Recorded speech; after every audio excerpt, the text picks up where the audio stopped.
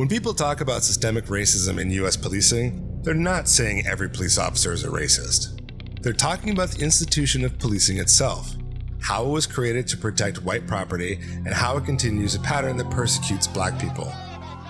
How about we break down this pattern and see what we can do to stop it?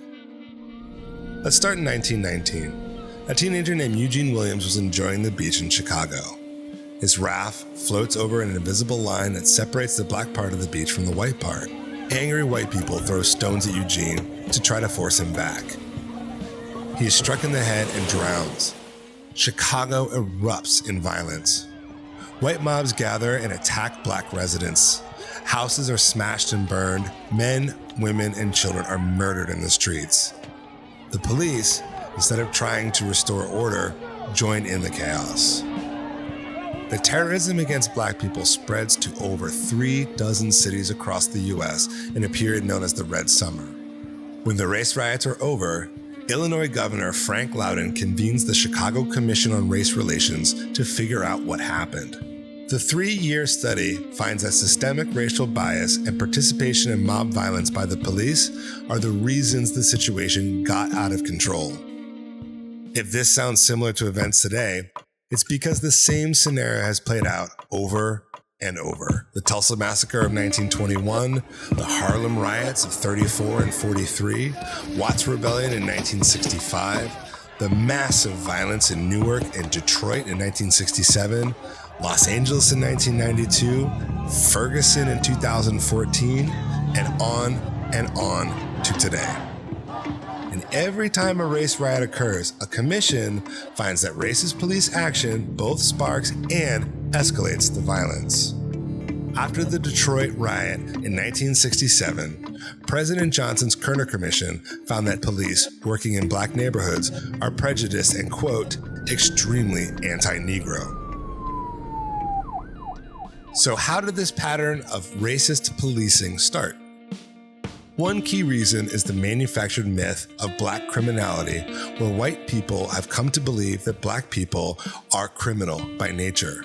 This falsehood begins in pre-Civil War America with slave patrols. Gangs of white enforcers are hired to make sure enslaved people don't escape. By spreading fear and suspicion of black people, they discourage anyone from helping escapees. When slavery is abolished in 1865, the myth of black criminality actually gets worse. That's because the 13th Amendment gives white Southern landowners a loophole to keep exploiting black labor. It allows slavery as a punishment for crime. So they create the Black Codes, a set of laws that criminalized arbitrary acts like speaking to a white woman and not having a job.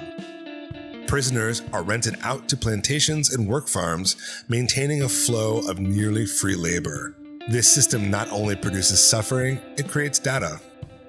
In 1890, census data shows an explosion of black people being convicted of crimes in the South, with no mention of the Black Codes as the reason. Social scientists around the country latch onto these statistics to support their premise that black people are naturally prone to commit crime.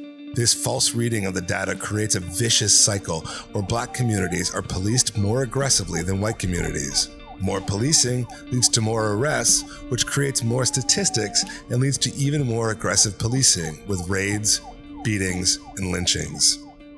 The myth of black criminality also works its way into popular culture through movies and television, where criminals are mostly black and the police are mostly white. Often these fictional cops are portrayed as heroes for going outside the law, intimidating, brutalizing, and often killing suspects. This has created a culture that normalizes and celebrates bad and illegal policing tactics on the screen and on the streets.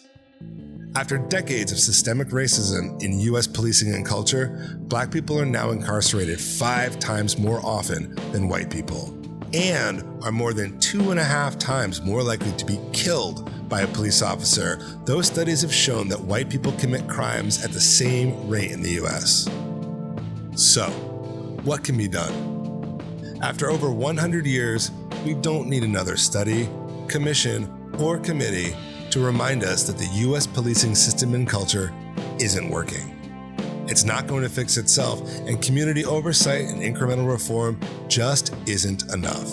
Today, New ideas are gaining traction to reallocate funds and responsibilities away from police departments to organizations that provide community support. As a society, we need to eradicate harmful myths like Black criminality and eliminate policies that target Black communities and other marginalized communities. With these first steps, we can begin to work together towards real equity and justice for all people in America. Please explore the links in the description to find out what you can do.